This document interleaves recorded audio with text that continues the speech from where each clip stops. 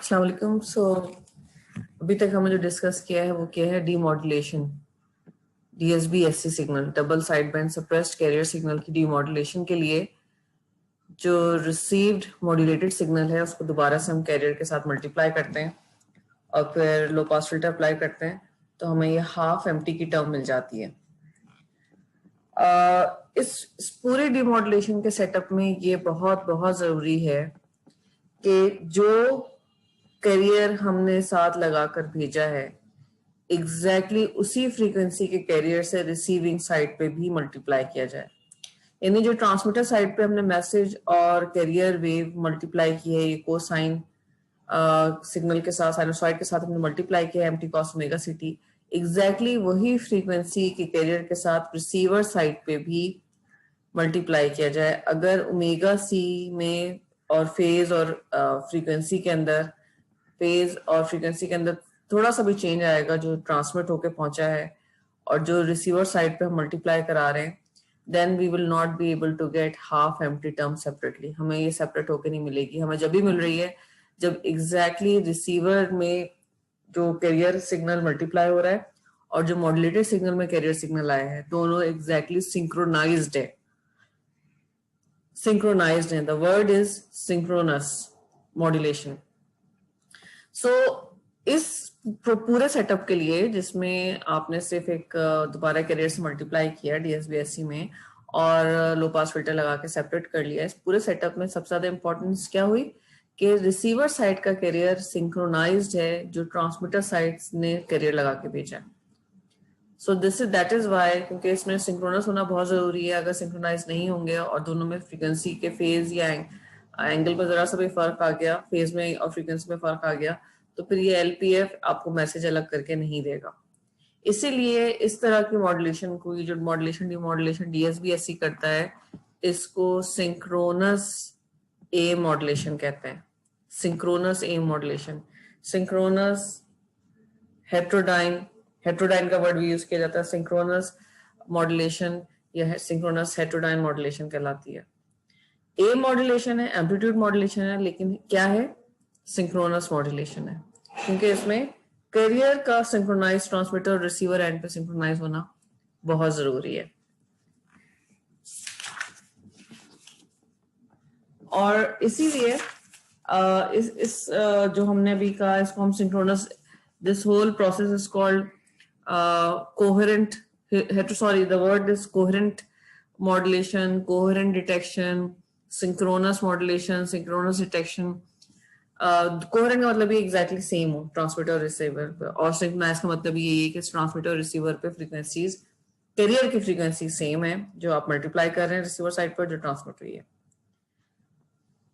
सही है। Not the heterodyne, synchronous and coherent detection या सिंक्रोनस एंड कोहेरेंट मॉड्यूलेशन। अब एक एग्जांपल है इसकी, DSB-SC की हम एग्जांपल देख रहे हैं, और बिल्कुल एक सिंपल एग्जांपल है ताकि we should not have problems with Fourier transforms, हमें कोई प्रॉब्लम ना हो। तो हमने मैसेज में एक कैरियर ही लिया है, मैसेज में एक cosine, not the carrier, message में हमने एक साइनोसॉइड ही लिया है, और sinusoid is cos omega m t, यानी इसकी जो फ्रीक्वेंसी है वो रेडियन फ्रीक्वेंसी ओमेगा एम है। और जब हम इसको दोबारा थोड़ा सा सिंप्लीफाई करके लिखेंगे फ्रीक्वेंसी के फॉर्म में, it will become cos 2 pi fmt। When you will take the Fourier, because this is message, ये मैसेज है mt, cos 2 pi fmt। तो जब हमने इस मैसेज का फोरियर ट्रांसफॉर्म लिया, so as you know कि कोसाइन की दो इम्पल्सेस मिलती हैं हमें, we will get 2 impulses, और impulses will be shifted at, कहाँ शिफ्ट हो जाएंगी, जहां पर ये फ्रीक्वेंसी है। so फ्रीक्वेंसी है FM पे, so impulses will be shifted at F plus FM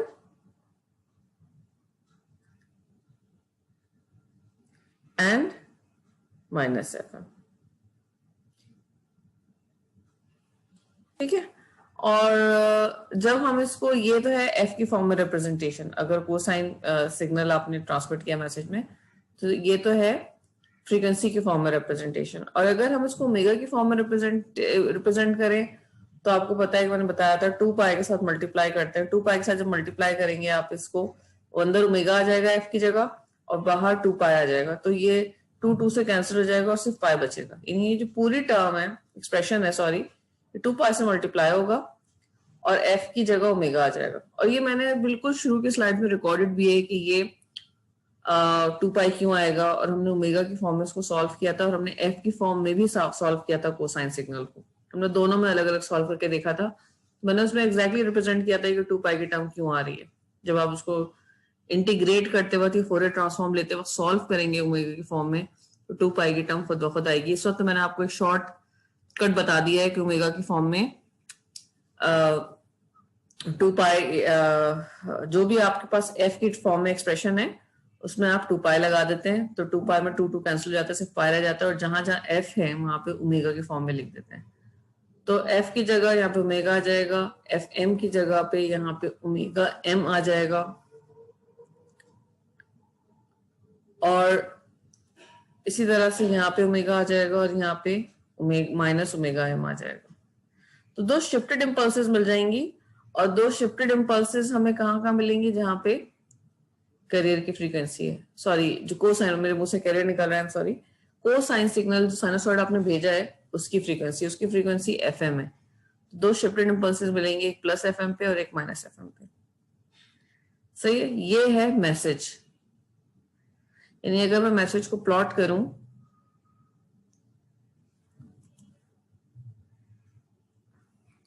सो एक इंपल्स इधर है, एक इंपल्स इधर है,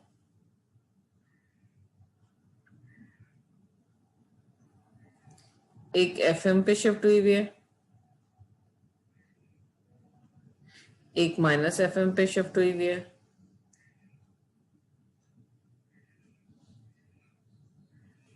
एम्पलीट्यूड इसका हाफ है,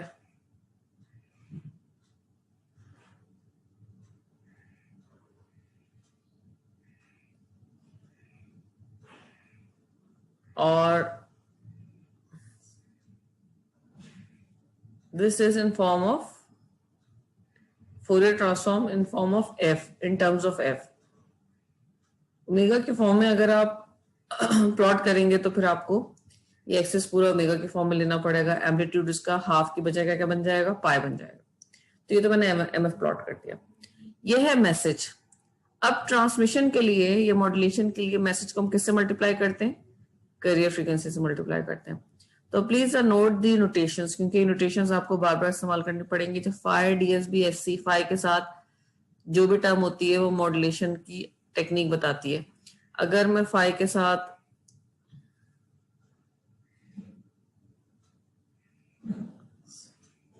एसएसबी लिख दूं, एसएसबी एससी लिख दूं, तो इसका मतलब ये है मॉड्यूलेशन की कौन सी टेक्निक यूज हुई है, मॉड्यूलेशन की टेक्निक यूज हुई है एसएसबीएससी। अगर मैं फाई के साथ डीएसबीएससी लिख दूं तो इट मींस मॉड्यूलेशन की टेक्निक यूज हुई है डीएसबीएससी। अगर मैं फाई के साथ एएम लिख दूं तो इट मींस मॉड्यूलेशन की टेक्निक यूज हुई है एएम। अगर मैं फाई के साथ सब्सक्रिप्ट में एफएम लिख दूं तो इट मींस मॉड्यूलेशन की टेक्निक है एफएम।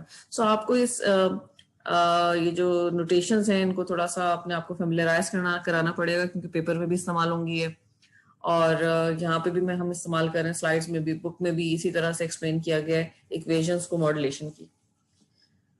सो जब हमने मैसेज को, जो कि एक साइनसॉइड है, उसको मल्टीप्लाई किया कैरियर वेव के साथ, तो ये cos omega m cos omega c t बन गया। सही है। फिर कॉस अल्फा कॉस बीटा के फॉर्मूले से हमने इसको एक्सपेंड कर लिया। ओमेगा एम को अल्फा ले लें आप, ओमेगा सी को आप बीटा ले लें। सो या इसको जैसे इन्होंने किया हुआ है, कॉस में आप प्लस साइन तो चेंज वो एब्जॉर्ब ही हो जाता है, तो इसलिए आप उसको ओमेगा को अल्फा ले लें, ओमेगा सी को और ओमेगा एम को बीटा ले लें। तो हाफ एंगल फॉर्मूला जिसमें कॉस अल्फा कॉस बीटा में करते हैं, half cos alpha plus beta plus cos alpha minus beta. So इस तरह से हमने इसको कॉस अल्फा कॉस बीटा को एक्सपेंड कर लिया हाफ इस एक्सप्रेशन से, cos alpha plus beta cos alpha minus beta से इसको एक्सपेंड कर लिया।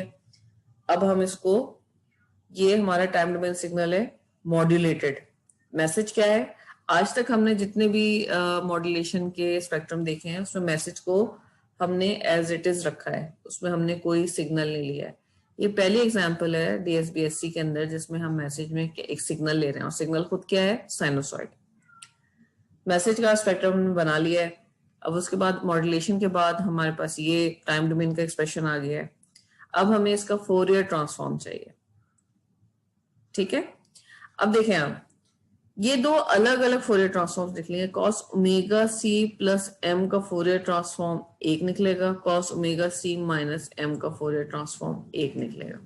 पहली बात तो ये क्लियर होनी चाहिए आपको कि दो अलग कोसाइन सिग्नल्स आ गए। जिस तरह से आप एक कोसाइन सिग्नल का फोरियर ट्रांसफॉर्म लेते हैं, अब आप cos omega c plus cos omega m t का फोरियर ट्रांसफॉर्म लेंगे विद हाफ, और फिर एक half times cos omega c minus omega m t का फोरियर ट्रांसफॉर्म लेंगे।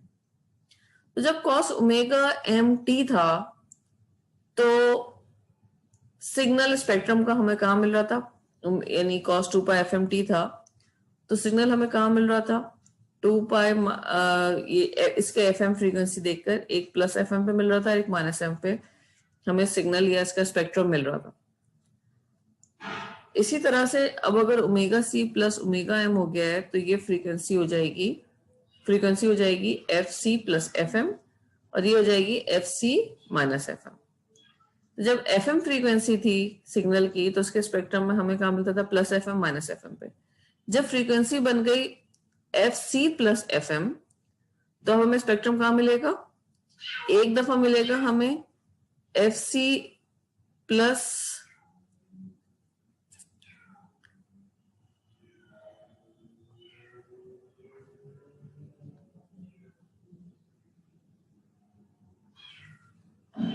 प्लस के साथ और एक दफा माइनस के साथ, क्योंकि जब भी हमारे पास कोई फ्रीक्वेंसी आती है तो एक उसको शिफ्टेड स्पेक्ट्रम एक दफा प्लस के साथ बनाते हैं, एक दफा माइनस के साथ। इसी तरह से जब omega c plus omega m में दो फ्रीक्वेंसीज हैं एफ सी प्लस एफ एम, तो कॉस के दो स्पेक्ट्रम बनेंगे, एक बनेगा एफ सी प्लस एफ एम पे और एक बनेगा माइनस के साथ F C plus F m पे, ठीक है। और जब आप फोरियर ट्रांसफॉर्म लेते हैं तो कोसाइन का जब फोरियर ट्रांसफॉर्म लेते हैं तो हाफ खुद ब खुद लग जाता है, जो भी स्पेक्ट्रम शिफ्टेड स्पेक्ट्रम मिलती हैं इम्पल्सेस उसमें हाफ लग जाता है। तो एक हाफ तो इसका टाइम डोमेन में लगा हुआ है। जब फ्रीक्वेंसी डोमेन में इसका स्पेक्ट्रम बनाएंगे cos omega c plus omega m t का, तो इसका स्पेक्ट्रम में आपको दो इम्पल्सेस मिलेंगी। मैं यहाँ पे बना देती हूँ ताकि आपको आसानी रहे, एक सिग्नल का बना देती हूँ ताकि आपको आसानी रहे। एक इसका अपना हाफ है टाइम डोमेन का और एक फोरियर ट्रांसफॉर्म का हाफ होता है दो इम्पल्सेस का, तो इसका 1/4 हो जाएगा फोरियर ट्रांसफॉर्म। और इम्पल्सेस इसकी फ्रीक्वेंसी वेरिएबल में अगर हम देखेंगे तो एक दफा एफ सी के साथ एफ के साथ सॉरी प्लस क्या होगा एफ सी प्लस एफ एम,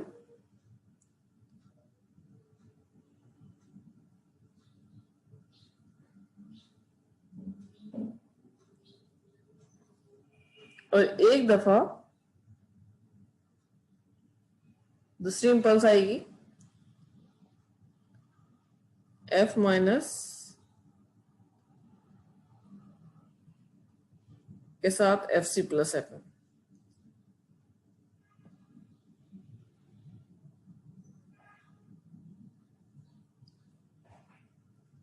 तो इम्पल्स शिफ्ट होगी एक दफा एफ सी प्लस एफ एम पे और एक दफा f C minus F C plus F m with minus sign.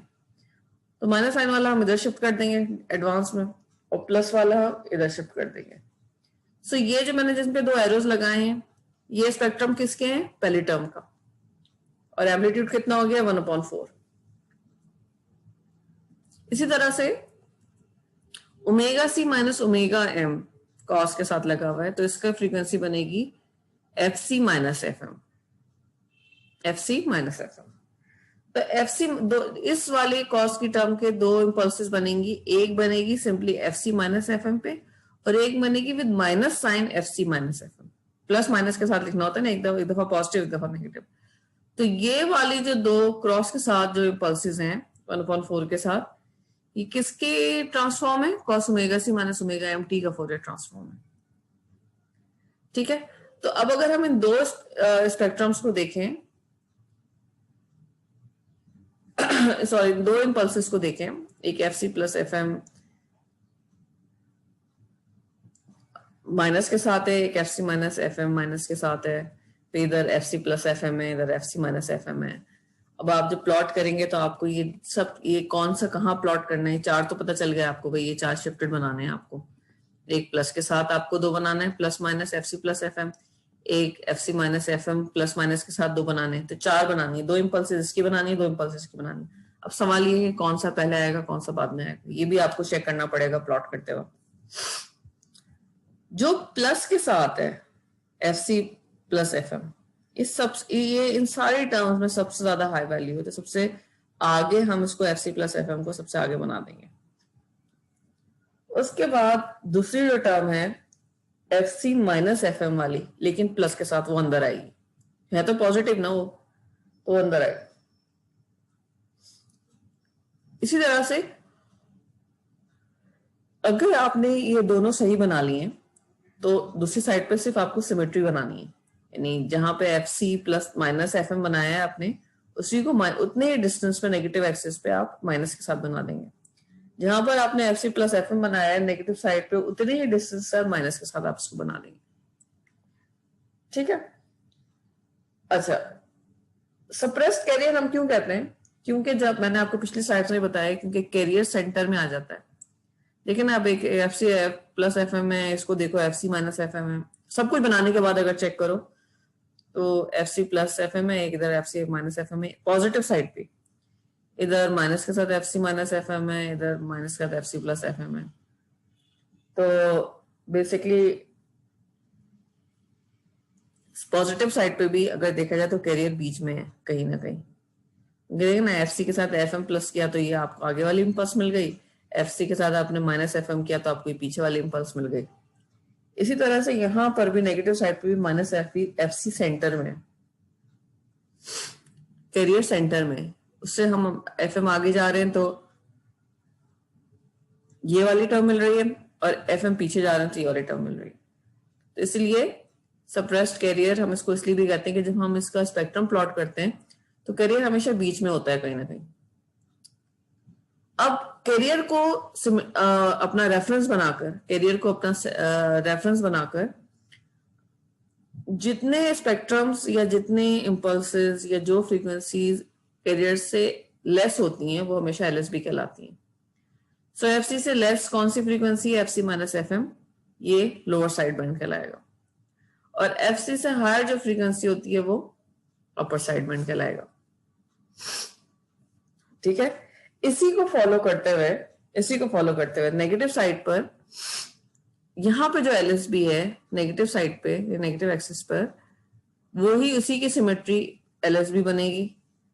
और जो पॉजिटिव एक्सिस पर, पॉजिटिव फ्रीक्वेंसी के एक्सिस पे अपर साइड बैंड है, ये यूएसबी है, वही माइनस फ्रीक्वेंसी के लिए भी या नेगेटिव फ्रीक्वेंसी के लिए उसी को बिल्कुल सिमेट्री, उसकी सिमेट्री देखते हुए अपर साइड बैंड बनेगा। ठीक है, सो असल में एलएसबी यूएसबी आप कहां डिसाइड करते हैं? पॉजिटिव एक्सिस पे, क्योंकि एक्चुअल फ्रीक्वेंसीज तो यहाँ पर है, और फिर उनकी सिमेट्री आप मैप कर लेते हैं यहाँ पर। ये जो एलएसबी है इसकी सिमेट्री यहाँ पे आपको एलएसबी मिल जाएगी। यूएसबी जो पॉजिटिव साइड पे उसकी सिमेट्री आपको नेगेटिव साइड पे यूएसबी मिल जाएगी। तो इस तरह से हमें डीएसबी एससी में हमेशा अपर साइड बैंड और लोअर साइड बैंड बनाने होते हैं। तो हमने क्या किया है, हमने मैसेज इस दफा एक कोसाइन वेव लिया है, मैसेज को देख अपना स्पेक्ट्रम भी मौजूद है, वो शिफ्टेड इम्पल्सेस हैं। फिर मैसेज को कैरियर साइन के साथ मल्टीप्लाई करके मॉड्यूलेशन करा दी है। मॉड्यूलेशन की टेक्निक हमेशा हम फाई के साथ या फी के साथ लिखते हैं सब स्क्रिप्ट में। डीएसबीएससी कौन सी मॉड्यूलेशन, अभी हम कौन सी कर रहे हैं? डीएसबीएससी मॉड्यूलेशन कर रहे हैं, double side band suppressed career, तो वो हमने यहाँ लिख दिया। इसके अलावा जो भी मॉड्यूलेशन टेक्निक होगी वो फाई के साथ सब स्क्रिप्ट में आएगी। मैसेज को कोसाइन के साथ मॉड्यूलेट करा दिया, जब मॉडुलेट करा दिया तो फिर हमारे पास ये दो टर्म्स मिल गई, फिर हमने उसको एक्सपेंड कर लिया cos alpha plus beta cos alpha minus beta से, फिर हमने इसको प्लॉट कर दिया और जब भी आप प्लॉट करेंगे तो उसमें अपर साइड बैंड और लोअर साइड बैंड आपको बहुत क्लियरली पता होना चाहिए।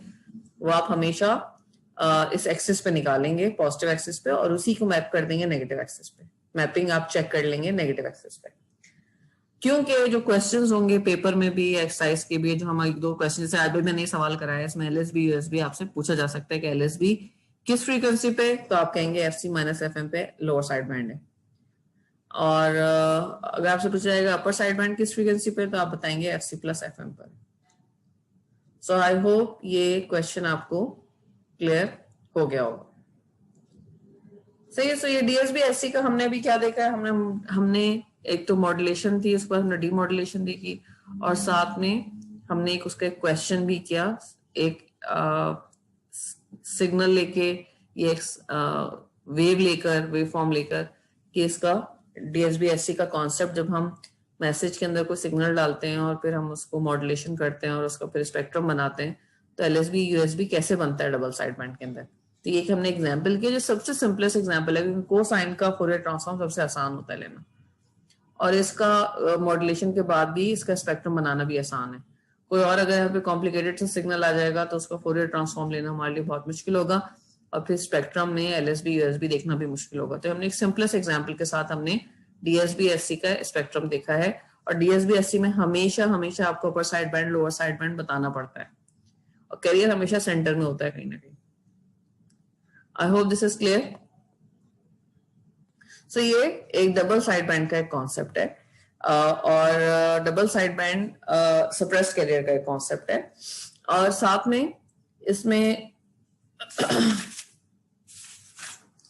हमने इससे सिंपली बताया कि मॉड्यूलेशन में क्या होता है, मैसेज कैरियर वेव के साथ मल्टीप्लाई हो जाता है। अब क्वेश्चन ये है कि मल्टीप्लाई कैसे होता है। जब भी आप ट्रांसमिशन कर रहे हैं और मॉड्यूलेशन कर रहे हैं, तो हमने हमेशा ये पढ़ा है बस मैसेज है और मैसेज को साइन के साथ मल्टीप्लाई, कैरियर के साथ मल्टीप्लाई हो जाता है, और फिर हमें मॉड्यूलेटेड सिग्नल मिल जाता है। और मॉड्यूलेटेड सिग्नल हमेशा, अगर हमने ये भी डिस्कस किया था कि डबल साइड बैंड के अंदर मॉड्यूलेशन मैसेज एम्पलीट्यूड के अंदर हमें मैसेज दिख रहा होता है। This is what we have discussed, but how to achieve this, modulator बनता कैसे, मॉड्यूलेटर डिजाइन कैसे होता है। सो बिफोर दैट, अच्छा ये जो हमने एग्जांपल अभी यहाँ पे डीएसबीएससी की है, इसका जैसे मैसेज बना दिया इन्होंने यहाँ पे हाफ हाफ करके, फिर ये अपर साइड बैंड्स बन डीएसबी स्पेक्ट्रम बना दिए, सही है, ये स्पेक्ट्रम्स बना दिए। और ये नहीं, ये पार्ट, ये वाला पार्ट कौन सा पार्ट है, पार्ट ए में सिर्फ मैसेज है, पार्ट बी के अंदर स्पेक्ट्रम है। कौन सा स्पेक्ट्रम है, ये जो हमने यहाँ पे बनाया है, ये स्पेक्ट्रम है, ये स्पेक्ट्रम आ गया। मैसेज किसके साथ मल्टीप्लाई हुआ है मॉड्यूलेशन में, कोसाइन के साथ, तो हमें ये 4 इंपल्सेस मिलती हैं, सही है। अब अगर इसको डिमॉड्यूलेट करना है तो क्या होगा, रिसीवर साइड पे ये दो टर्म्स रिसीव होंगी, हम इसको दोबारा किसके साथ मल्टीप्लाई कर देंगे, रिसीवर साइड पे जो कैरियर हमने ट्रांसमिट किया है मॉड्यूलेटर साइड पे, रिसीवर साइड पर जब ये रिसीव होगा तो हम इसको एग्जैक्टली दोबारा उसी फ्रीक्वेंसी के कैरियर के साथ मल्टीप्लाई कर देंगे, और एग्जैक्टली डबल साइड बैंड का जो कैरियर के साथ मल्टीप्लाई करते हैं तो कॉस स्क्वायर ओमेगा सीटी हो जाएगा। कॉस स्क्वायर ओमेगा सीटी या कॉस स्क्वायर थीटा किसके बराबर होता है, 1 + cos 2 थीटा अपॉन 2 के। सो जब आप रिसीवर साइड पे रिसीव कर लेंगे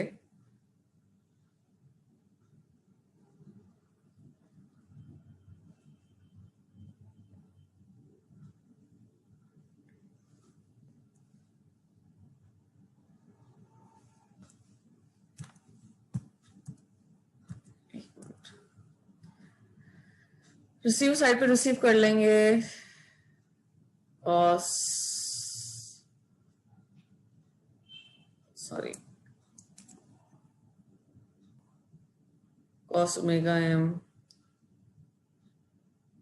cos ओमेगा ct, और जब आप दोबारा इसको मल्टीप्लाई कर देंगे कोसाइन के ओमेगा ct के साथ, तो this is where on the receiver side. ये आपको रिसीवर साइड पे आपने मल्टीप्लाई कर दिया है मॉड्यूलेटेड सिग्नल को दोबारा कैरियर के साथ। सही है।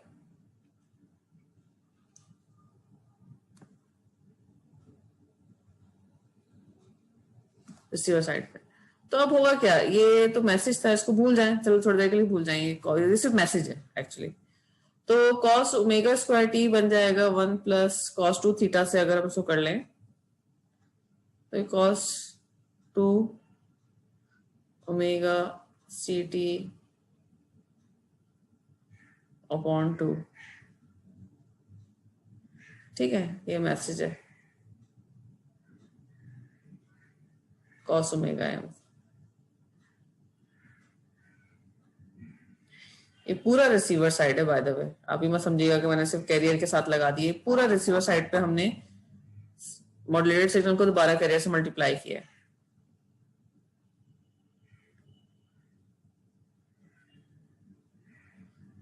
ये मैसेज सिग्नल है cos omega M.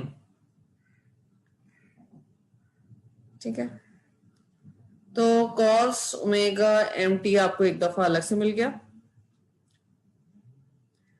Divide by 2, और एक दफा आपको कॉस ओमेगा एम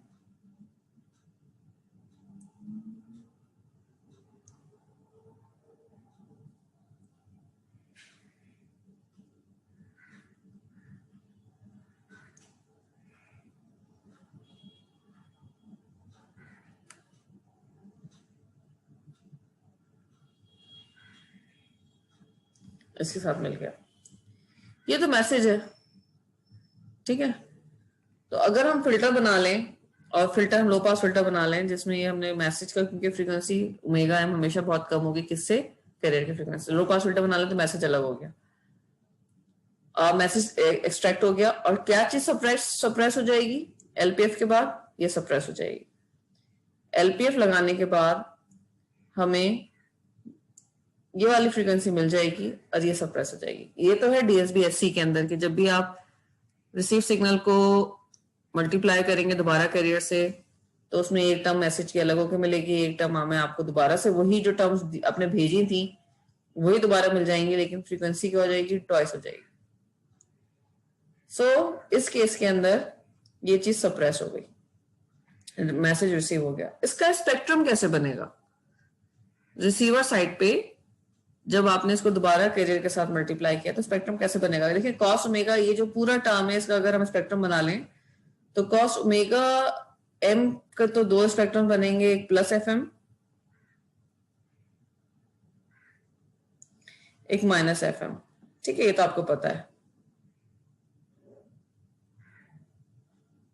और एम्पलीट्यूड कितना होगा 1/4।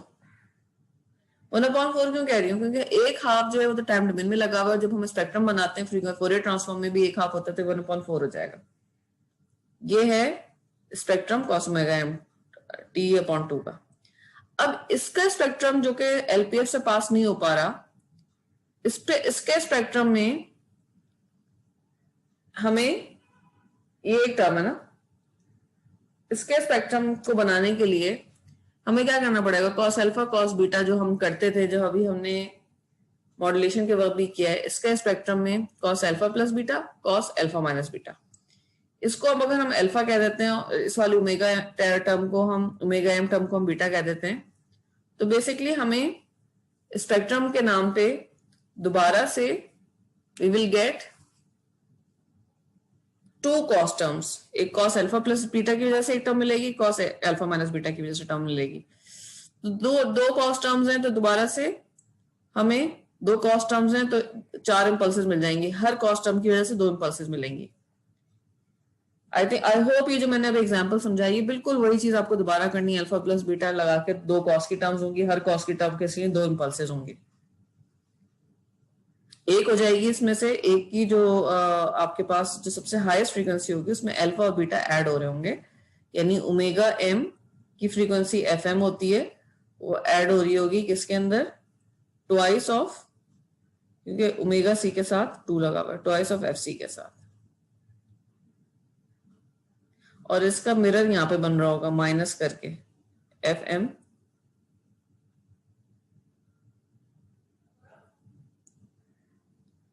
एम प्लस 2FC के साथ।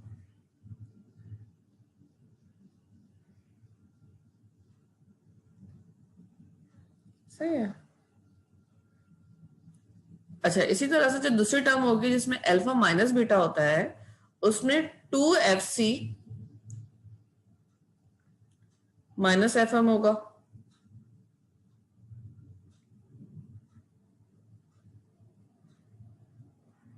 ये स्पेक्ट्रम बाहर था FM प्लस 2FC, तो इसका मुझे जब मिरर बनाना था तो इसका मिरर मुझे बाहर की तरफ ही बनाना था, क्योंकि एग्जैक्टली जिस डिस्टेंस पे ये पॉजिटिव साइड पे उसी डिस्टेंस पे बाहर होगा ना, उतने डिस्टेंस पे बाहर होगा। तो FM plus 2FC with minus sign हमें सबसे आउटवर्ड बनाना था, क्योंकि आउटवर्ड बनाने का मतलब ये कि जितना डिस्टेंस हमने पॉजिटिव साइड पर कवर किया है सिमेट्री में, उतना ही डिस्टेंस हम नेगेटिव साइड पे भी कवर करेंगे। अच्छा, अब होता है कि अल्फा माइनस बीटा। तो अल्फा माइनस बीटा का मतलब ये है कि 2FC माइनस FM। अल्फा हम हमेशा कैरियर को ले लेते हैं क्योंकि ज्यादा बड़ी फ्रीक्वेंसी है ना कैरियर की। ये किधर बनेगी? तो एक यही चीज बिल्कुल 2FC माइनस FM यहाँ पे नेगेटिव साइड पे बनेगी।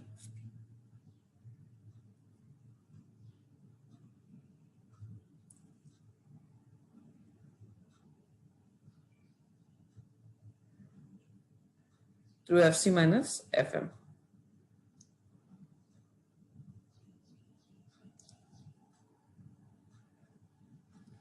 ठीक है, तो हमें तो सिर्फ मैसेज चाहिए, तो LPF क्या करेगा?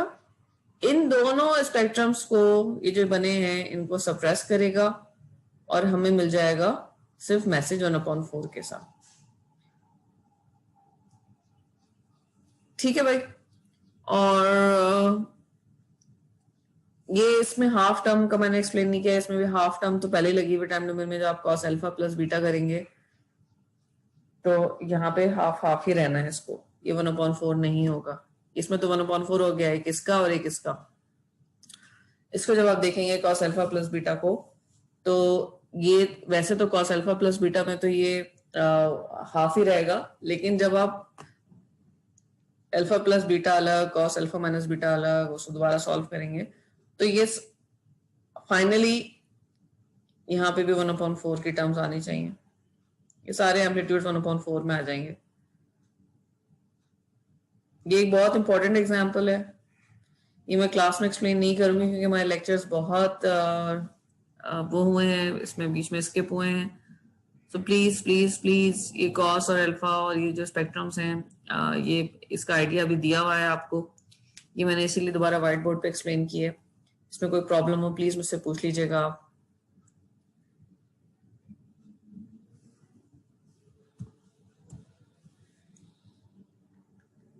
और ये देख लीजिएगा, जैसे इसमें 1/4 वाली जो टर्म थी, मैंने 1/4 बोला है कि 1/4 होगा, लेकिन ऑब्वियसली जब आप उसको सॉल्व करेंगे तो उसमें हो सकता है मल्टीप्लाई बाय 2 भी हो।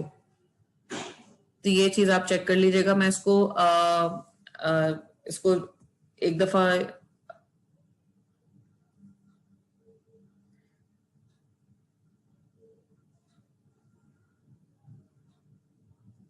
(1/2) तो मैंने आपको बताया भाई ना, लगा हुआ था। उसके बाद जब आप कॉस अल्फा प्लस बीटा के साथ सॉल्व करेंगे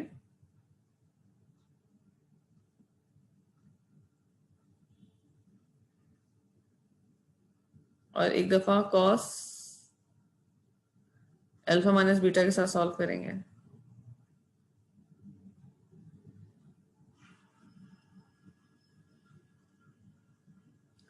तो एक हाफ उसका भी तो आएगा ना कॉस अल्फा प्लस बीटा का। तो ये तो 1/4 तो यही हो गया। उसके बाद फिर आप इसको जब इसका कॉस का जब 2 लेंगे, एम्पलीट्यूड्स लेंगे, ये 2 इसके शिफ्टेड स्पेक्ट्रम बनाएंगे तो 1/2 उसका आएगा फ्रीक्वेंसी डोमेन में। तो फाइनली टाइम डोमेन में 1/4 हो गया है, लेकिन अब उसका फ्रीक्वेंसी डोमेन में आप इसको लेकर जाएंगे तो बेसिकली ये 1/8 हो जाएगा, जो कि नजर आ रहा है। और ये लो पास फिल्टर इसको सप्रेस कर देगा। और टाइम डोमेन के जब हमने मैसेज देख रहे थे, हाफ एम्प्टी देखते हैं हमेशा। डबल साइड बैंड में हमेशा क्या मिलता है, हमें हाफ एम्प्टी मिलता है, एक तो मैसेज अलग होकर मिल जाता है और और दूसरी टर्म्स मिलती हैं हाई फ्रीक्वेंसी जिसको हम सप्रेस कर देते हैं डीएसबी के अंदर, तो ये टर्म्स सप्रेस हो जाएंगी लो पास फिल्टर में। सो आई थिंक ये हमने मॉड्यूलेशन और डीमॉड्यूलेशन का एक कॉन्सेप्ट एक्सप्लोर किया है, और इसमें अगर कोई भी प्रॉब्लम होती है तो you should ask me in the class. लेकिन इसको जो मैंने समझाया है साथ में आई वुड प्रेफर कि आप इसको कॉपी पे भी सॉल्व करके देखें।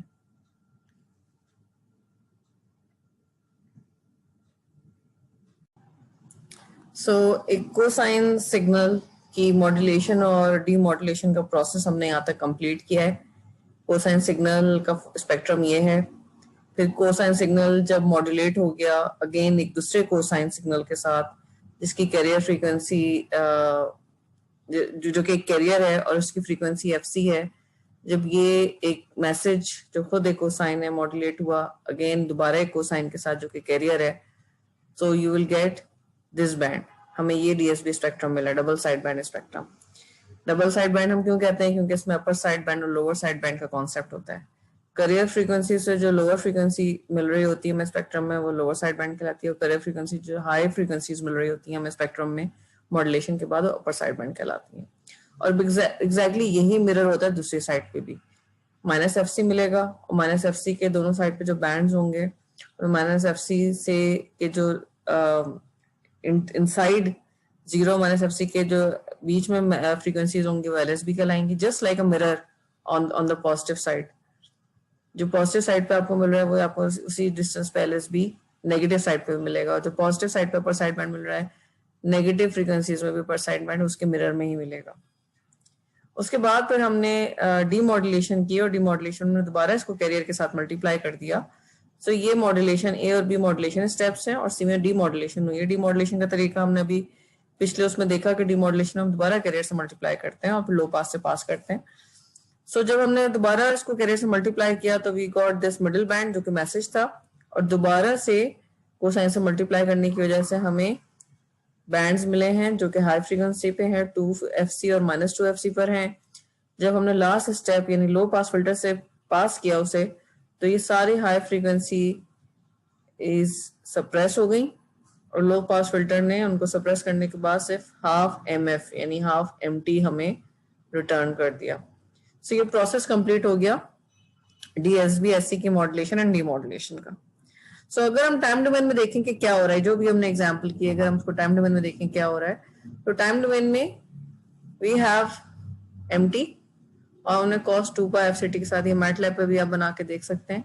तो मल्टीप्लाई हमने किया, एक मैसेज को हमने मल्टीप्लाई किया cos 2πfct के साथ, तो this is what you are trying to expect. इसमें आपको मॉड्यूलेशन में ये जो पीक्स, ये जो एनवेलप है, इसमें आपको क्या दिख रहा होगा? इसमें आपको मैसेज दिख रहा होगा, क्योंकि हमने ये स्टडी किया है कि जो एनवेलप के अंदर एक्चुअली मैसेज होता है, जैसे जैसे एनवेलप चेंज होता है वैसे वैसे मैसेज चेंज हो रहा होता है। तो अगर आप इसके एनवेलप को देखें तो what are you getting? You are getting a cosine wave. It means कि मैसेज में क्या जा रहा है? ये मॉड्यूलेटेड सिग्नल है, इसके मैसेज में क्या जा रहा है? कोसाइन वेव जा रही है। उसके बाद फिर हमने इसको दोबारा, ये हो गया मॉड्यूलेशन। पार्ट बी में हमने क्या किया? दोबारा से cos 2πfct के साथ यानी रिसीवर साइड पे दोबारा उसी कैरियर के साथ मल्टीप्लाई कर दिया जो कि हमने ट्रांसमीटर साइड पे जिस कैरियर के साथ मल्टीप्लाई करके भेजा है, और इसीलिए हम इसको सिंक्रोनस डिटेक्शन या सिंक्रोनस मॉड्यूलेशन कहते हैं, कोहेरेंट मॉड्यूलेशन कहते हैं, या होमोडाइन कहते हैं। मेरे होमोडाइन मतलब ये एक सिंगल फ्रीक्वेंसी जो कि दोनों तरफ सिंक्रोनस होनी चाहिए, नहीं तो ये मॉड्यूलेशन डिमॉड्यूलेशन सक्सेसफुल नहीं हो पाएगी। उसी से हमने मल्टीप्लाई किया। जब दोबारा हमने मल्टीप्लाई किया इसको, so this is what you are going to get. ये आपको टाइम में इस तरह का सिग्नल मिल रहा होगा, ये प्रॉपर एक कोसाइन होगा। Now this is a cosine, ठीक है। जब लो पास फिल्टर से पास किया तो टाइम डोमेन का सिग्नल हमें पता है, फ्रीक्वेंसी डोमेन में हमें भी पता है हमें हाफ एमएफ मिल रहा है, और टाइम डोमेन में हमें क्या मिलना चाहिए? Half M T. तो आप you can look at the amplitude, half 0.5 हुआ है, और एमटी क्या था? कोसाइन वेव था। तो मैसेज में हमें लो पास फिल्टर से पास होने के बाद हाफ एमटी मिलना चाहिए, और मैसेज में कोसाइन था, इसलिए फिर हाफ एम्पलीट्यूड हाफ के साथ कोसाइन वेव दोबारा वापस मिल गई है। So this is the complete process of DSB-SC in frequency domain and in time domain.